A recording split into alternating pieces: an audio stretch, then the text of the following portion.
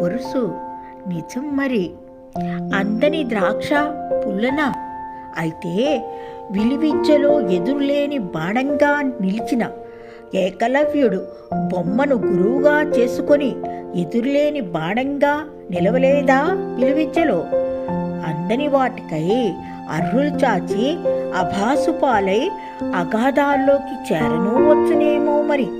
నాణేనికి బొమ్మ బొరుసు ఉండక మానవుగా మరి. సెలవా మరి.